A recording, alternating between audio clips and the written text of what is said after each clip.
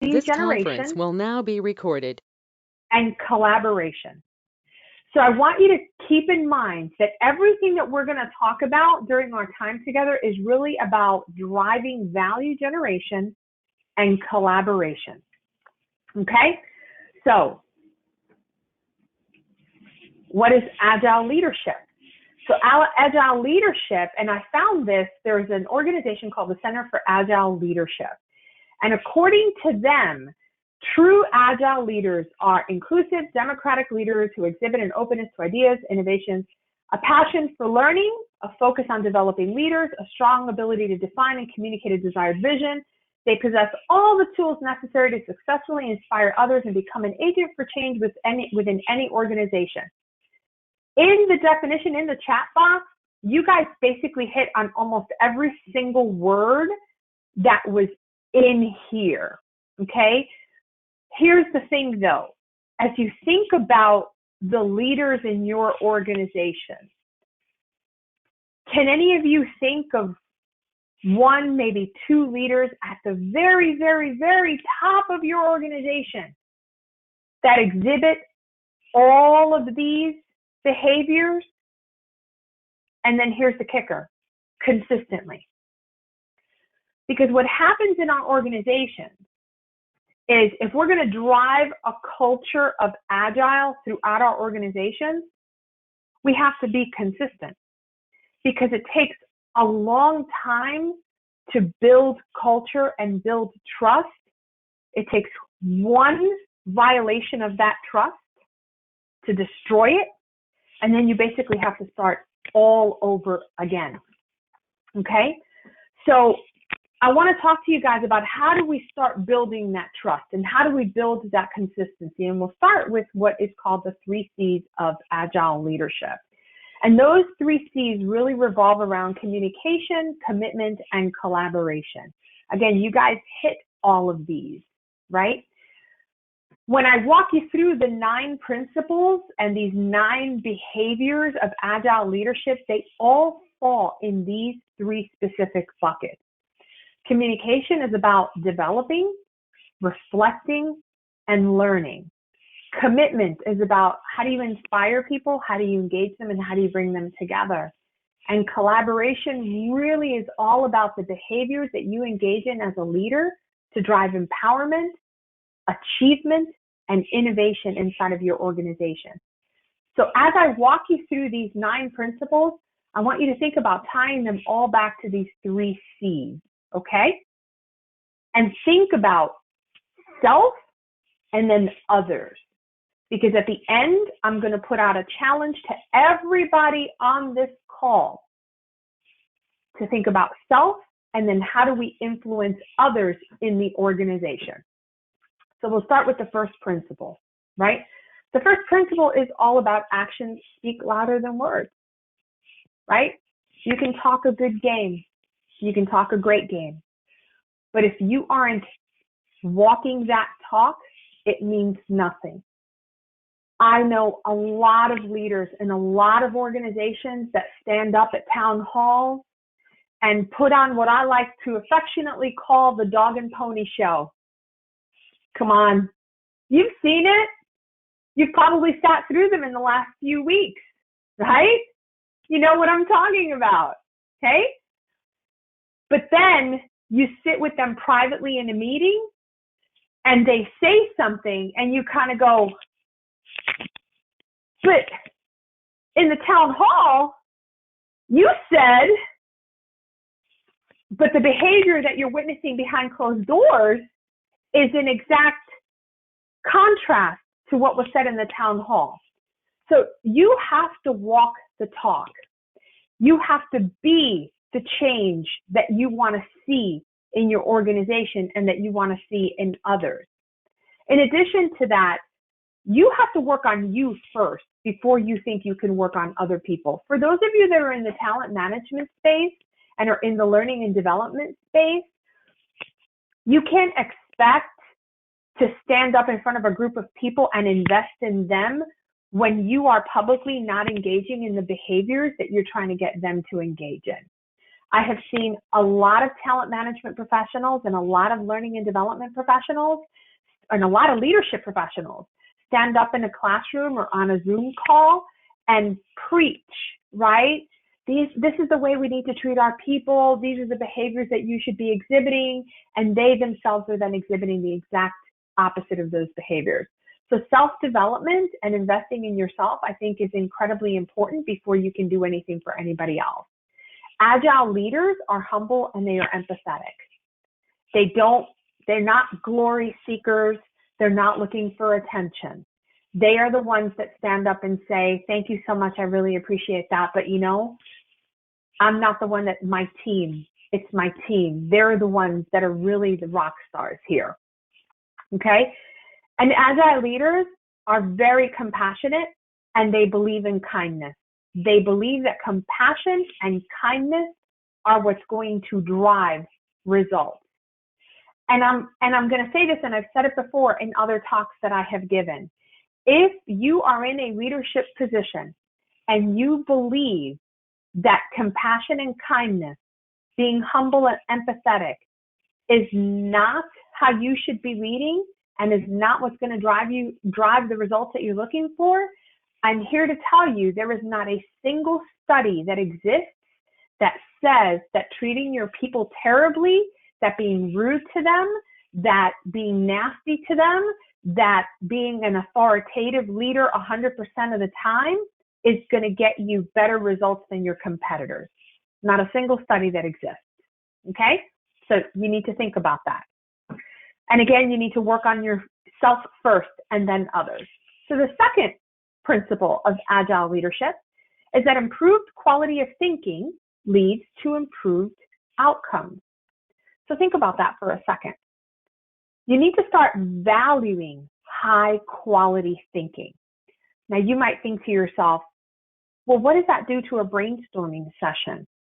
Because brainstorming sessions are about quantity of ideas, not quality of ideas.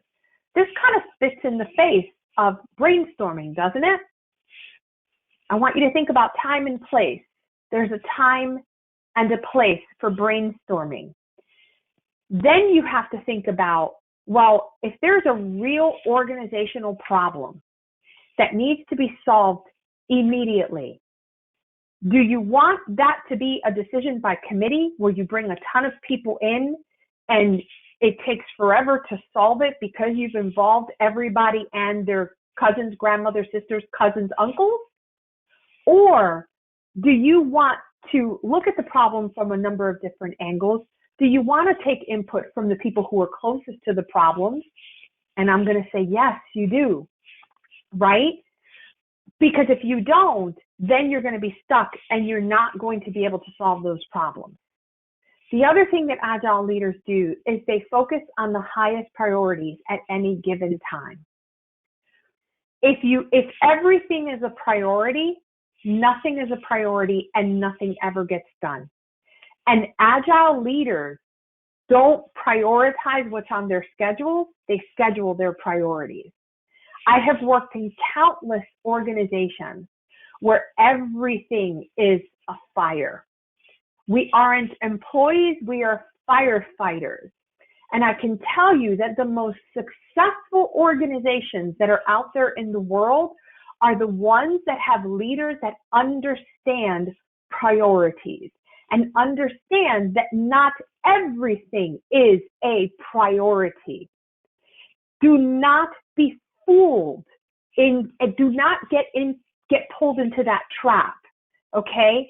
When I realize that every day is a gift, right? You could be gone in a heartbeat. You could get fired, you could get sick, COVID, I get it. But that doesn't mean try to pack 5 years worth of a vision into 1 year. That doesn't mean, hey, as an industry, we're 20 years behind. So let's try to play catch up in 6 months. Because number one, you're going to burn out your people. But number two, nothing's going to get done really. And number three, the things that you do get done, do you really think they're going to get done well? Agile leaders schedule their priorities. If you go through my session today and you're like, oh my God, she sucked. But the one thing you take away from this is this message: I've done my job today. Okay? Agile leadership principle number 3. Organizations improve through effective feedback. I have mad respect for Marcus Buckingham. I really do. But I am going to vehemently disagree with him that feedback is bad. And I have disagreed with him very publicly on LinkedIn. Feedback is not bad. Bad feedback is bad. Okay? And we need to separate those two concepts. Because when someone as popular, as well respected as Marcus Buckingham publicly says feedback is terrible, all people are going to hone in on is feedback is terrible. They're not going to read the rest of the article, right? You have to understand that really, that extra leaders, to quote Johnny Taylor, right? The agile leaders solicit feedback from their stakeholders. And they do a really good job of asking the questions. What 1 or 2 behaviors can I work on as a leader to be a better leader? Peer, what 1 or 2 behaviors can I work on as your team member to be a better team member? Employee, what 1 or 2 behaviors as your boss can I work on to be a better boss, right? So you have to, it is imperative that you're constantly asking people how you're doing, because 9 times out of 10, people aren't going to openly just share feedback with you because it's uncomfortable. It freaks people out. Let's just be clear about that. Agile leaders visibly respond to suggestions, right? They're very vulnerable. They're very open about their path to self-improvement. And in leading an operations, they're very open about, hey, Jack submitted a suggestion on this, and this is what we did with Jack's suggestion, and this is how Jack's suggestion has improved X, Y, and Z in the operation. Okay? So agile leaders do it on a personal feedback perspective, but they also do it at the divisional and organizational level. And that's really important, because when you don't close that feedback loop, people will hold back and people will start telling themselves stories, okay, about why they didn't hear back. And let's be clear, ladies and gentlemen, we are master storytellers, aren't we? We do a really good job of making up these great stories in our heads about why Joe didn't get back to me and why my feedback went unanswered, or why that suggestion that I put in the suggestion box didn't get returned. They don't care. They don't care about what we, the employees, have to say. Well, that's not necessarily true, but that's what we tell ourselves. Well, as leaders, if we know that our people are master storytellers, because guess what, leaders? We are too. Then let's be proactive and close the feedback loop, right? Okay? In addition to that, model delivering feedback that's open, honest, and respectful. This is where I went back and I said bad feedback is bad. That's because if you turn around and in a feedback session, you make it personal and you start judging someone and you start shaming someone for what they did, of course feedback is bad, because now you've made it personal. Now you've made it an attack on the human as opposed to focusing on the thing that they did or did not do, the thing that they said or did not say that caused this problem, had this impact caused this issue, right? So when we learn how to deliver feedback in an open, honest, respectful manner that does not shame people, then feedback is truly the greatest gift that you can give someone, and agile leaders do an exceptional job of that. So agile leadership, principle number 4, people require meaning and purpose to make work fulfilling. So this guy is one of my absolute favorite authors and one of my absolute favorite thought leaders. So I'm going to pick on Angela Nealon. So just like Angela worships Johnny Taylor, I worship Simon Sinek. I just think that he is so gutsy in some of the stuff that he says, and I may not agree with anything that he says. Hey now, Angela, yes, the secret's out, ladies. Just like I may not agree with everything that he says, I like the fact that he puts himself out there and he's like, hey, let's be clear about A, B, and C, right? But the reality is, if you look at this quote, when you work hard for something that you don't care about, people, that's called stress, right?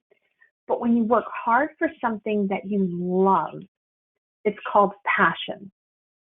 And I've never understood why we are so afraid at work to use the word love. We're terrified of it. We really are, right? When I'm at work and I tell people, I love that, I love this, I love, you've got to see the look on people's faces. It's like, wait a minute, you said love, like you're going to get like somebody's going to call HR. And first of all, I'm like, well, hold up, people. I'm in HR. Let's start there. But secondly, it's not like I'm using the F word, right? Which, I mean, let's be clear, on occasionally that may slip out accidentally, okay? But what I'm trying to say is that I'm passionate about things. And I'm passionate about things because I love the work that I do, right? And if you are an agile leader or you want to be an agile leader, you need to build and share a common purpose and understanding for your people. Now, you can find and share a common purpose and understanding regardless of what industry you're in. Your industry has a common purpose and understanding. You just have to be able to articulate it, and then you have to figure out how to share it with your people. But you can't do that if you don't understand what is in your people's hearts and what's in their minds. Now, I know what some of you are thinking. Oh, I'm sorry. I am not down with this warm and fuzzy stuff. I don't care what's in my people's hearts and minds. I need them to come to work, and I need them to work. Good luck with that. Good luck with that. Because I'm here to tell you the age of the robot workforce, has long been gone, people. Long has that been gone. And if you continue to manage your workforce like that, your competitors are going to destroy you. Your people are going to leave you. And you're going to be left with, at best, C players in your organization. Okay? Agile leaders unify and align values into inspired action. They take those words that are written on walls, that are on those websites, and they turn them into actual behaviors. They turn them into actions. And those actions create movements. And those movements are what inspire organizations to make a difference in their communities, in their states, in their countries, in the world. And it doesn't matter what industry you're in. It's called corporate social responsibility. There's a lot that you can do. You don't have to be in healthcare. You don't have to work in a nonprofit. There are so many things that you can do no matter where you work, but you have to unify and align those values. And you have to hire people whose values align with the values of your organization. But those values have to go beyond some pretty words that you've etched at the entrance of your organization. And it's all about starting with people's why and making sure that your organization understands its why and its purpose. So, principle number 5, emotion is a foundation to enhance creativity and innovation. So, here's where I may lose some of you. Inspire others to bring their best selves to work. So what does that mean, right? I have someone that has worked with me for quite some time, an amazing, amazing individual. And this individual gave me the best compliment I have ever been given as a leader. And they said to me, what I love the most about you is that I have never worked for someone that has allowed me to be me. Like really has just allowed me to be me in all my glorious weirdness. Wow. I wasn't sure how to take that. But I understood. I understood what they meant. I allow people to bring their best selves to work. And I don't care what that self is. I don't want them to be a different version of themselves. I want them to be who they are, because that's what diversity is. Diversity goes beyond the color of their skin or their ability.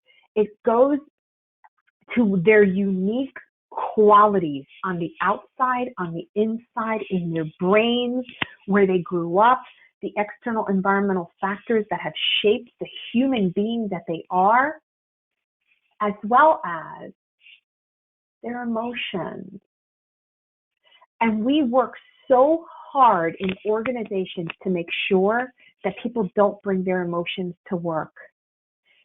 That is a big mistake. It's a big mistake, because emotion is part of the human experience. And we've got to stop denying that. Emotions allow a greater achievement of potential. Now there's this whole, there's no such thing as potential. We need to focus on momentum. Another one of Marcus Buckingham's, right? I really hate that we're becoming a society of one or the other. People absolutely have potential. But what we need to do is recognize that people have potential and turn that into momentum. Okay? It does not have to be one or the other. But when you embrace the human experience, which is driven by emotion, you can drive so much more achievement, right? Because you are allowing that person as a whole person to be a part of the organization, to be a part of the customer experience. I have had to deal with some very challenging employee relations experiences in my career before I came into human resources and throughout my HR experience. I have avoided employees suing us because I have brought emotion to the table, because I have connected with people on a very, very personal level, because I've allowed them to see me as more than a title, but as a human being. And I've allowed them to cry, and I've allowed them to laugh, and I've allowed them to see that maybe we're not perfect and maybe we could have handled something differently. When in fact, our leaders have done something egregious that we could have gotten sued for. but they've given us another shot because I expressed vulnerability. So we've got to stop putting up this curtain and make ourselves accessible and have open and honest and transparent conversations and expect the same thing from other people, but expect no less from them. But we've got to stop shaming people in the workplace because they're being vulnerable and because they're expressing emotion. Now, there are some of you who are probably sitting there going, well, what about anger as an emotion? There are limits, my friends. This is not an all or nothing thing. I don't think anything should ever be all or nothing. I think that it is our job as leaders in the organization to guide people, right? I've always said, you know what HR is? We're highly compensated social workers. Well, some of us are, because I still feel that there are certain areas of HR that are way underpaid, right? So amen to that. But I do think that it is up to us to guide people and help them work through their emotions, right? Is it okay to be angry in the workplace? You better say yes. Our job is to help people work through that anger so that it does not escalate into rage. I hope that makes sense, okay? So let's move on to principle number 6, because I've got 4 minutes to try to get through the next 3 and then wrap this puppy up. Okay, leadership lives everywhere in the organization, right? Just like human resources is not just human resources' job, leadership is everybody's responsibility. And everybody has the potential to be a leader, but that doesn't mean that everybody should be a leader. I love how Simon Sinek has said over and over again, just like not everybody should be a parent, not everybody should be a leader. Let's just be clear on that. But I do think that we need to provide opportunities in organizations for people to lead. And agile leaders absolutely do that for folks. Mentor future leaders in servant leadership, okay? Servant leadership, and you've got on the slide there what servant leadership is. I cannot tell you, and those of you that are on this call that work under my leadership, you've heard me say over and over again, folks, so make no mistake, I work for you. I work for you. And agile leaders absolutely take that approach. So number 7, leaders devolve appropriate power and authority. It is the old E words, right? People work best when they're enabled, engaged, energized, right? You all have to become the energizer bunnies of your organization. Energy spreads like wildfire, but we also have to empower our people. Agile leaders understand you do not have to make every single decision. You do not have to do every single thing. So whenever a leader in my organization says, I just don't have enough hours in the day, my response is, yes, you do. You're just a control freak and you refuse to empower your people. Leaders become great not because of their power, but because of their ability to empower others. John Maxwell, another brilliant thought leader in the leadership space. And understand, empowerment is not an all or nothing situation. Again, it's a spectrum, okay? Principle number 8, collaborative communities achieve more than individuals. I love this quote from Ken Blanchard. None of us is as smart as all of us. Multiple brains are much smarter than one brain. I don't care how smart you are. I don't care how smart you are. Inevitably, somebody else in the room can expand on your idea and make it better, or will think of something that you haven't thought of. That agile leaders build these amazing communities that are based on trust and respect and meaningful work experiences.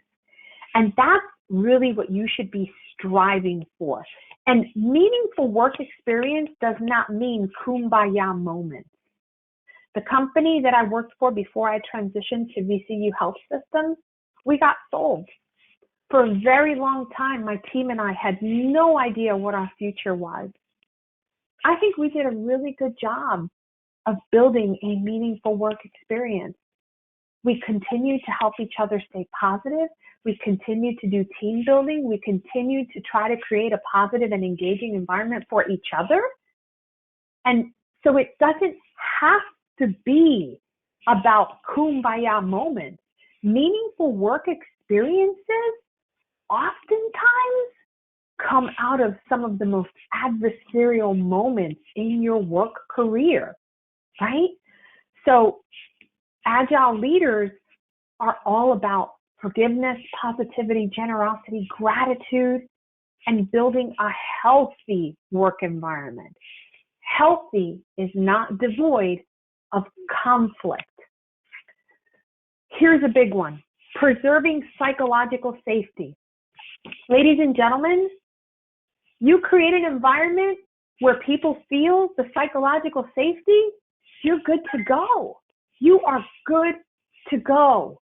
Here's the thing. When I was asked, how are you going to bring your team back from work from home? I said, my strategy is simple: safety and focus. Well, what's your plan? I don't have one. It's safety and focus. Every single person on my team will be treated differently based on their personal circumstances and safety and focus.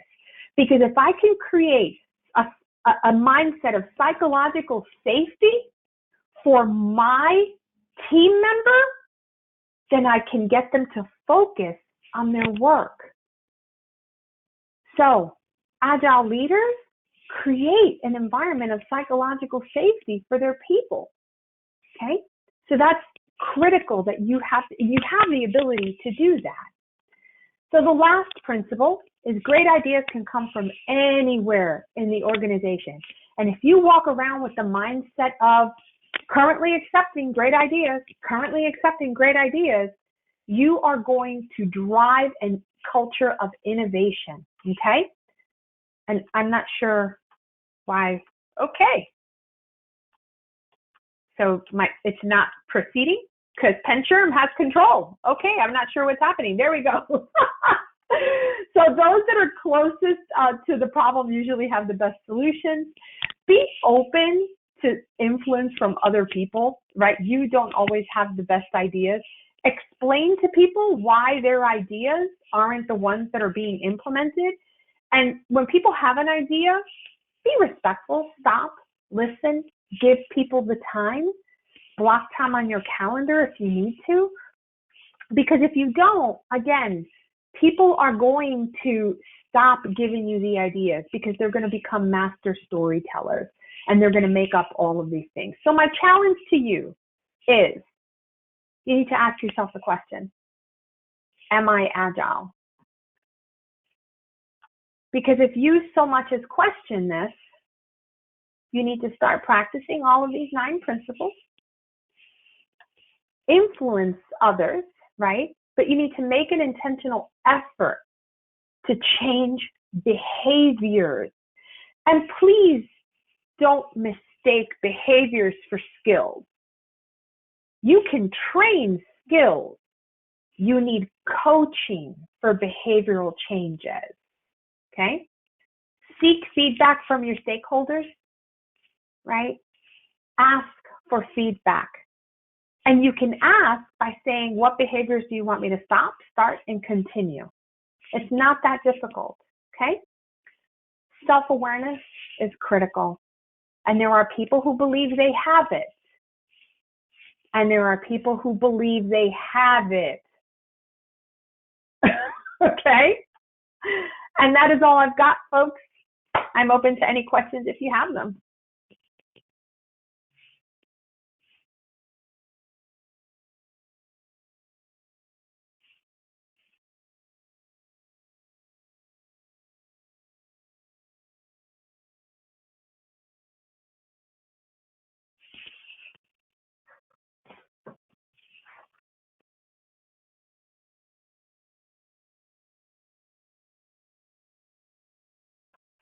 Okay, don't be shy, everyone. How about those 1 to 2 takeaways from this session that you plan to incorporate? Any questions on that?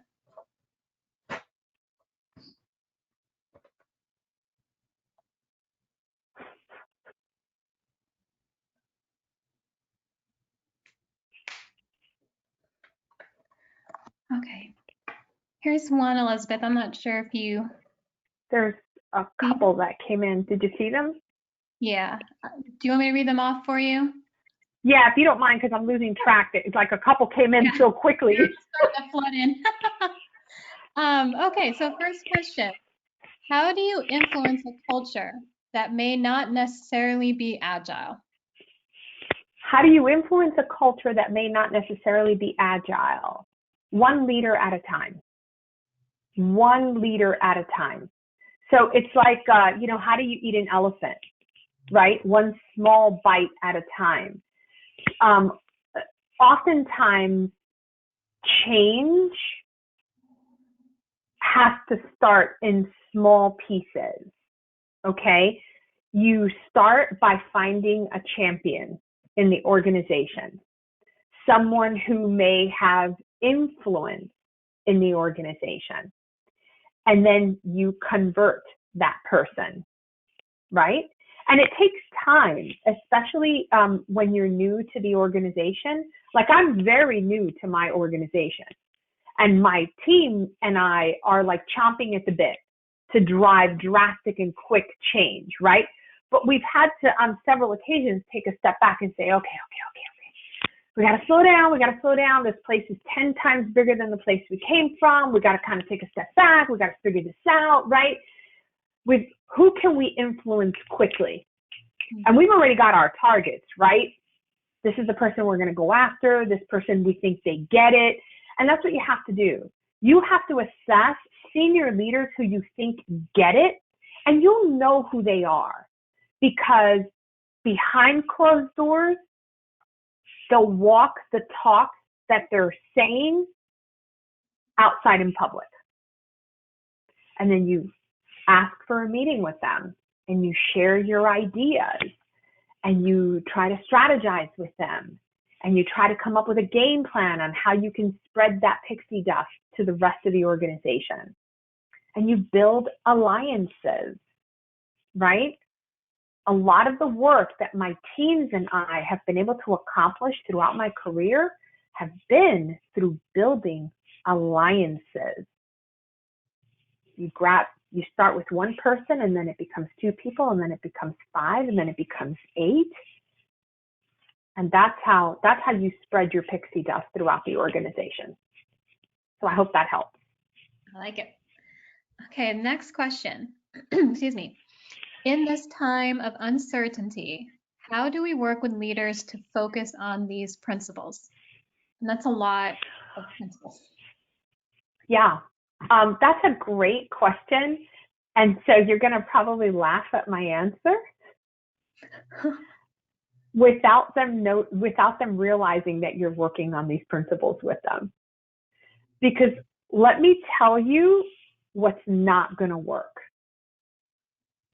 In the current state, this is not going to work. Hey, so I went to this conference, and I want to do this great session called Agile Leadership, and I want to take up 45 minutes of everybody's time and pull y'all into a Zoom session to teach you that. That's not going to work.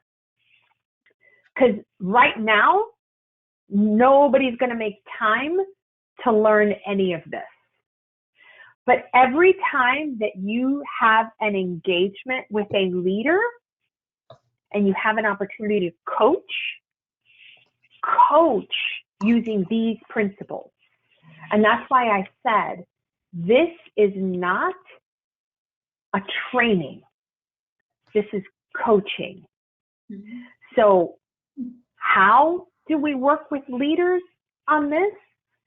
Every time you have a chance to coach a leader, coach them using these principles.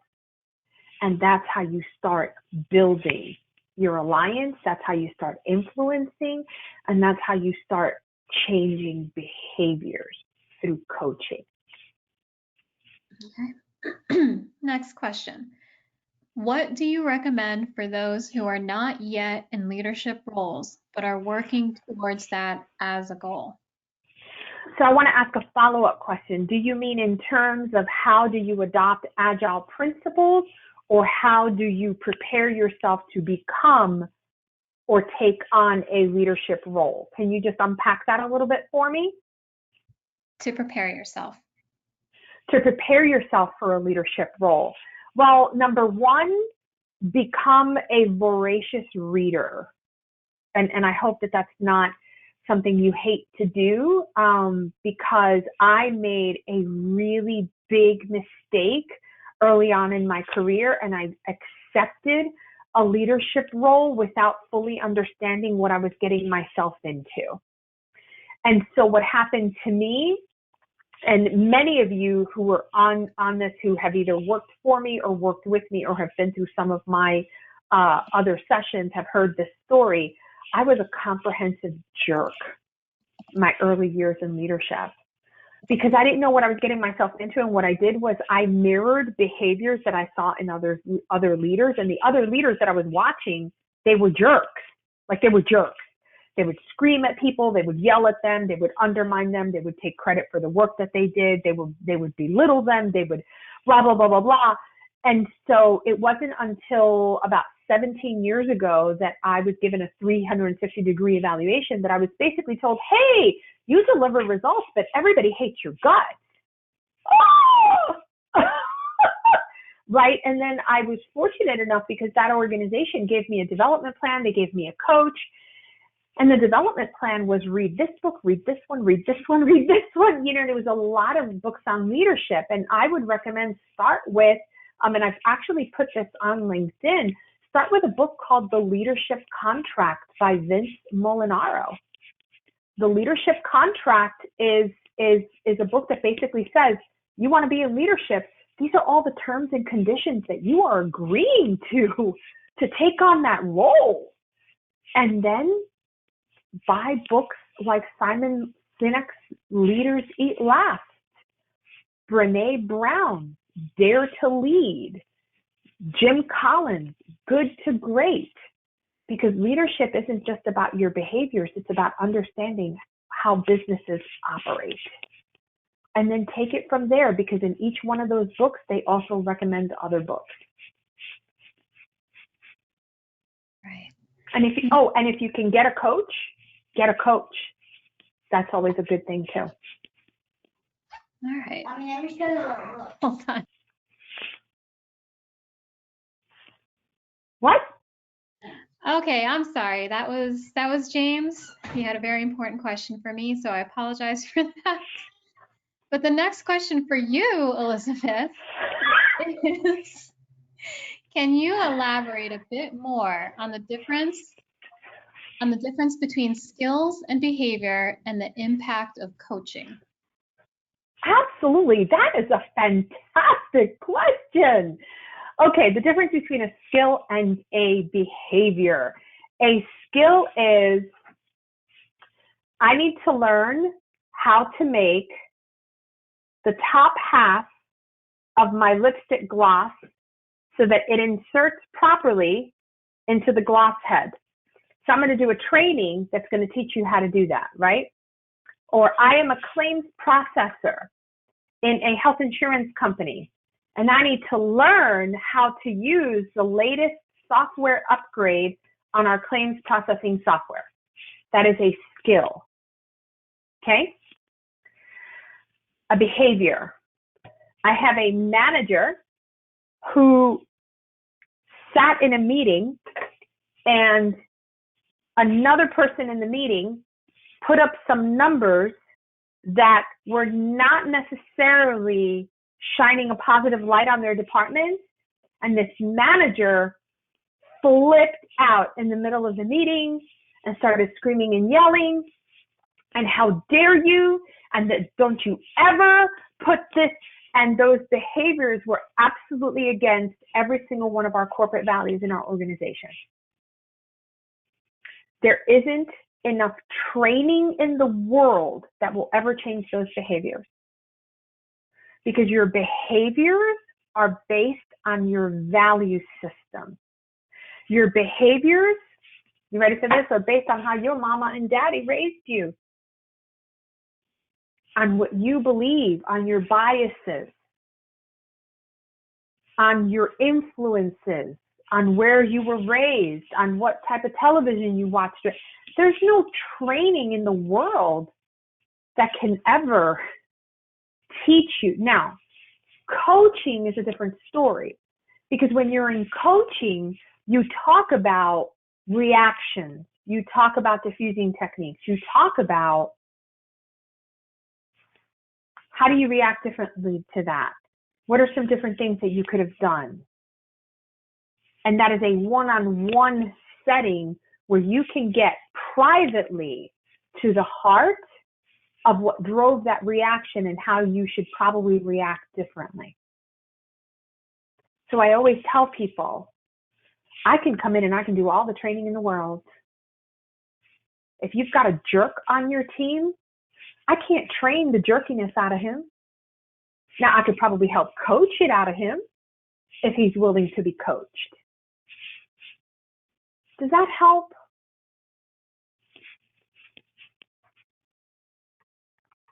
All right. I think the response is that it does. Okay. Next question I see up here for you is, what skills or structures do you need to be agile? What skills or structure do you need to be agile? Okay. From a structure perspective, I think that the structure is, from an organizational perspective, if you have a very bureaucratic structure in your organization, a very traditional structure in your organization, that's not going to be conducive for an agile culture. And I'm about to give you a phenomenal resource for that question.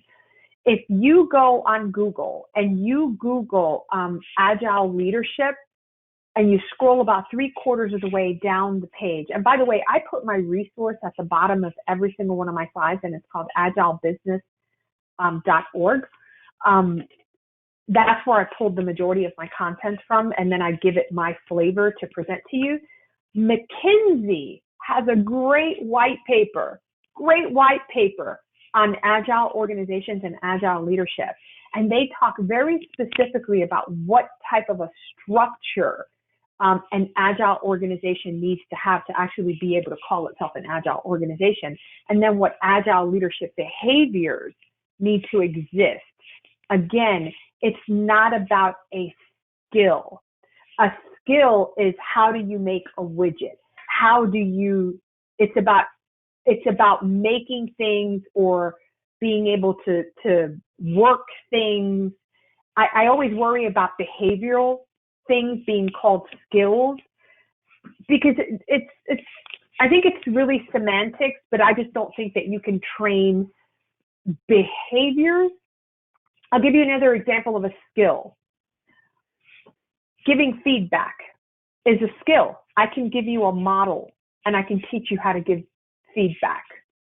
But if I give you that model and inside the model you give feedback with absolute disdain, that's a behavior. I gave you the skill. I taught you how to use the skill, but you jacked it up with some really bad behaviors. You know what I'm saying? So I think that there's a fine line that you have to walk. But I would absolutely encourage you to grab that McKinsey white paper. I thought it was fantastic. And what we can do for you all, we can get that web address for that, and we can share it out to you. Mm-hmm. So we'll go ahead and make a note to send that out when we do a follow-up for you all. Okay. Any other last final questions for Elizabeth? All right. Yeah, you're welcome. We can absolutely do that for you. Okay. I don't see any other questions coming through. Any final thoughts for us? Yeah. This is doable. I know that a lot of times when you look at these behaviors in presentations like this, you think to yourself, there's no way my leadership will ever adopt these types of behaviors. The proof is in the pudding. You know, a big part of this conference talks about analytics. When you pull the data together and you start showing people that these behaviors actually drive the results that they're looking for, they will either shift to those behaviors or they'll find people that will. Use the data. Use the data to drive the right behaviors. That's how we tie it all together, folks. This was fun. Thank you. Thank you, Elizabeth. Of course, you know, take this applause times 100. Thank you for coming, sharing your time with us. Very good. And as Elizabeth said, analytics plays a big role. I mentioned that earlier, Johnny mentioned that earlier, and it is something that we're actually going to be talking about tomorrow with some of our presenters. So that's a perfect segue into what we have going on for tomorrow. But before you leave the chat, if you'd like to connect with Elizabeth, please do so. She's on LinkedIn, as Shelly mentioned. Raw Leadership. Go find her, connect with her. I know you're probably gonna have questions after this. That always happens. So please connect with her. Get those questions answered so that you can take this back to your role, to your processes, to your organization. All right. So yeah, thank you. It was a good first day. The sun is shining. It's not raining anymore. Awesome Monday. We love Mondays like this. Bye, Elizabeth. Thank you. So tee up for tomorrow. Tom Lucas to Jackson Lewis. He's going to be with us at 9:30 for a legal update. So please, if you are able to join in at 9:30, our webcast will open up at 10 so that we can do some networking like we did this morning. And then Jennifer Currents is going to kick it off at 11 o'clock with developing HR business acumen, followed by Charles Newton, who's going to be talking about explainable AI. And then our final presenter for the day will be Beth Davis, and she's going to be talking about HR and agile leadership, and that's going to be Scrum. And what I want to point out, HR and an agile organization. What I want to point out is you've heard the word Scrum being thrown around within our profession probably over the last year or so. So this is going to be talking and touching on that. So I'm really interested in it. I think it's going to be a really great presentation for you to join if you can. Yes, 9:30 with Jackson Lewis. And you will get the login information for tomorrow's session or for tomorrow's day in the morning, like you did today, a reminder of that. So we'll get that out to you. So thank you again for joining our kickoff today. I hope you enjoyed the presentations, and I look forward to seeing you tomorrow and throughout the rest of the week. Bye, everyone. Have a great rest of your afternoon. Bye.